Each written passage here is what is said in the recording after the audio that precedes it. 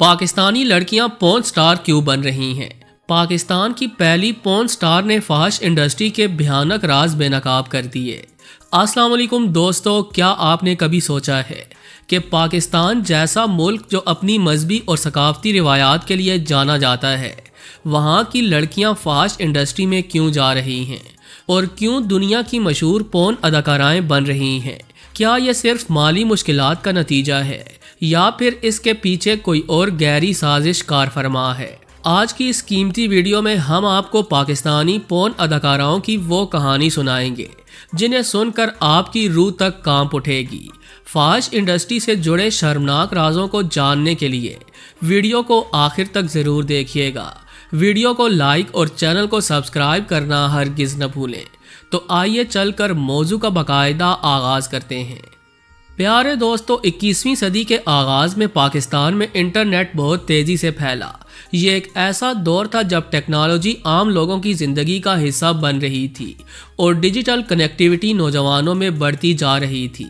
Internet के इस इनकलाब ने जहां बहुत सी मस्बत तब्दीलियां लाईं, वहीं इसके मनफी असरात भी पैदा हुए और इन मनफी असरात का सबसे बड़ा पहलू था फहश वेबसाइट्स। उस दौर में यूरोपीय ममालिक की फहश वेबसाइट्स ने दुनिया भर में अपनी जड़ें मजबूत करनी शुरू की। तो सबसे हैरत की बात तो यह थी कि इन फहश वेबसाइट्स को सबसे ज़्यादा ट्रैफिक एशियाई ममालिक से मिल रही थी, जिसमें प्यारा वतन पाकिस्तान भी शामिल था। इंटरनेट पर बगैर किसी फिल्टरिंग के दस्तयाब फहश मवाद ने न सिर्फ नौजवान नस्ल को मुतासिर किया बल्कि पाकिस्तानी मुआशरे के इखलाकी ज़वाल का सबब भी बना।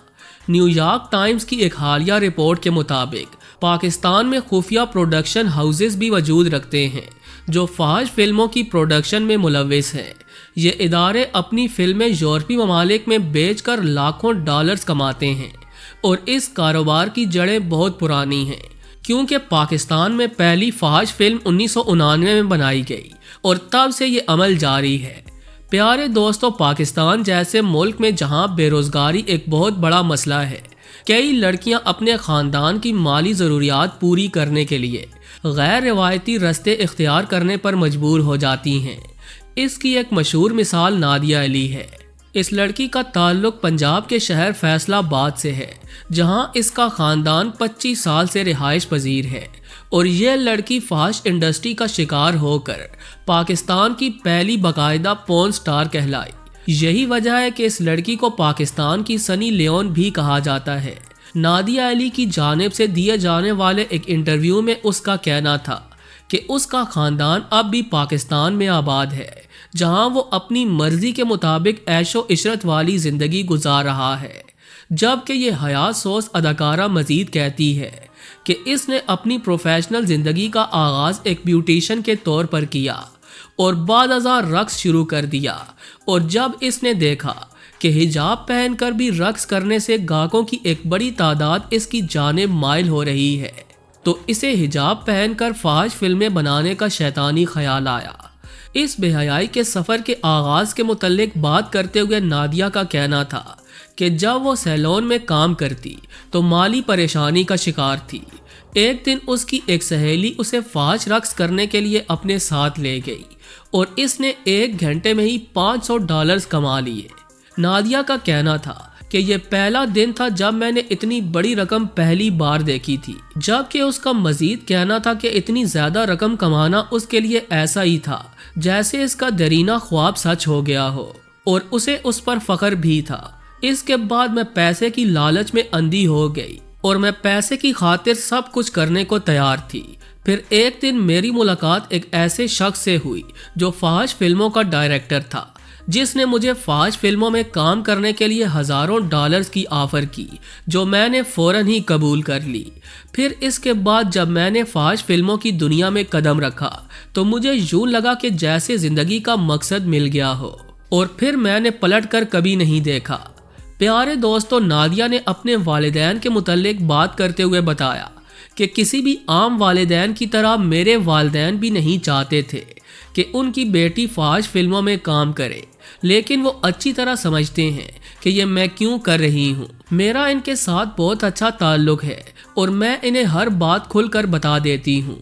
جب پاکستان کی اس فاش اداکارہ سے پوچھا گیا کہ وہ بے حیائی کے کاموں میں حجاب کا استعمال کیوں کرتی ہے تو اس کا کہنا تھا کہ اس منفرد انداز کی وجہ سے اس کی ویڈیوز کو لاکھوں افراد دیکھتے ہیں، اور جب مجھے پہلی بار حجاب پہن کر بدفعلی کرنے کا کہا گیا تو میں ذرا سا ہچکچائی، لیکن وہاں موجود سب لوگ مجھے ایسے دیکھ رہے تھے جیسے وہ سب ابھی ہی مجھے گولی مار دیں گے، لہٰذا اسی ڈر کی وجہ سے میں نے ان کی ہر بات مانی، اور جب انہوں نے دیکھا کہ حجاب پہن کر بدفعلی کرنے میں لوگ ویڈیوز کو زیادہ پسند کرتے ہیں تو انہوں نے مجھے حجاب پہن کر بدفعلی کرنے کے عوض ہزاروں ڈالرز اضافی دیے۔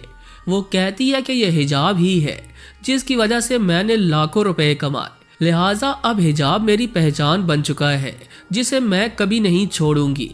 نادیہ فاش انڈسٹری میں داخل ہونے سے قبل دیے جانے والے ایک آڈیشن کے بارے میں بتاتی ہے کہ جب میں اپنا آڈیشن دینے کے لیے ایک کمرے میں داخل ہوئی تو میں نے دیکھا کہ وہاں تقریباً 12 سے 15 لوگ موجود تھے جو مسلسل میرے جسمانی خد و خال کو آنکھیں پھاڑ پھاڑ کر دیکھ رہے تھے، اور میں ان لوگوں کے سامنے موجود ایک کرسی پر بیٹھ گئی، جس کے بعد مجھ سے عجیب و غریب سوالوں کا سلسلہ شروع ہوا۔ انہوں نے مجھ سے پوچھا کہ آپ کا سائز کیا ہے اور آپ آج سے پہلے کتنی بار بدفعلی کر چکی ہیں۔ اس کے علاوہ وہ لوگ مجھے مختلف جگہوں پر ہاتھ لگا کر دیکھ رہے تھے اور مجھے مختلف طریقوں سے پوز بنانے کا کہتے تھے۔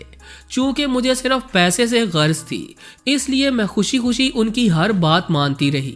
اس کے بعد وہ بتاتی ہے کہ جیسے ہی ان لوگوں کے سوالات ختم ہوئے تو انہوں نے آخر میں مجھ سے پوچھا کہ کیا آپ اس کام کے لیے تیار ہیں، جس پر میں نے ہاں میں سر ہلا دیا، لہٰذا پھر مجھے اس کام کے لیے منتخب کر دیا گیا۔ نادیہ کا مزید کہنا تھا کہ بظاہر یہ انڈسٹری باہر سے جتنی زیادہ خوبصورت نظر آتی ہے اندر سے اتنی ہی بھیانک اور خطرناک ہے، اور ہم سے ایسے کام کروائے جاتے ہیں جو آپ سوچ بھی نہیں سکتے۔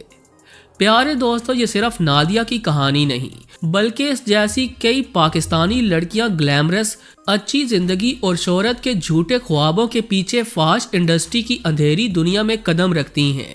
مالی مشکلات، سماجی دباؤ اور فوری پیسے کی کشش انہیں ایسے رستے پر لے جاتی ہے جہاں سے واپسی تو ممکن ہے لیکن آسان نہیں۔ پاکستانی نژاد خواتین جو فاحش انڈسٹری میں شامل ہوتی ہیں اکثر اپنی پاکستانی اور مسلمان شناخت کو مارکیٹنگ ٹول کے طور پر استعمال کرتی ہیں۔ وہ روایتی لباس جیسے شلوار قمیض، حجاب اور دوپٹہ پہن کر مواد تیار کرواتی ہیں جس سے ان کی شخصیت ایک مخصوص کلچر کے ناظرین کے لیے منفرد اور متنازع بن جاتی ہے۔ یہ خواتین اپنی ثقافتی علامات کو اس انڈسٹری میں پیش کر کے ان چیزوں کو گلیمرس کا نام دینے کی کوشش کرتی ہیں جو اصل میں پاکیزگی اور تہذیب کی علامت ہیں۔ یہ عمل نہ صرف پاکستانی ثقافت کو بدنام کرتا ہے بلکہ اسلامی اقدار کو بھی گہرا نقصان پہنچاتا ہے جو لباس، عزت اور وقار کی علامت ہے۔ ان مسائل کو حل کرنے کے لیے ایک جامع حکمت عملی کی ضرورت ہے۔ سخت قوانین اور ان کا مؤثر استعمال اس گھناؤنے کاروبار کو روکنے میں اہم کردار ادا کر سکتا ہے۔ ساتھ ہی والدین، اساتذہ اور سماجی رہنما مل کر نوجوان نسل کو اس مسئلے کے نقصانات سے آگاہ کریں تاکہ وہ اس راستے پر چلنے سے پہلے ہی رک جائیں۔ جی تو پیارے دوستو، یہ تھی آج کی ویڈیو کیسی لگی کمنٹ کر کے ہمیں ضرور آگاہ کیجیے گا، اور ایسی انفارمیٹو ویڈیوز دیکھنے کے لیے ہمارے چینل کو سبسکرائب کرنا ہرگز نہ بھولیں۔ آج کے لیے بس اتنا ہی، ملتے ہیں کسی اور انٹرسٹنگ ویڈیو کے ساتھ، تب تک کے لیے اللہ نگہباں۔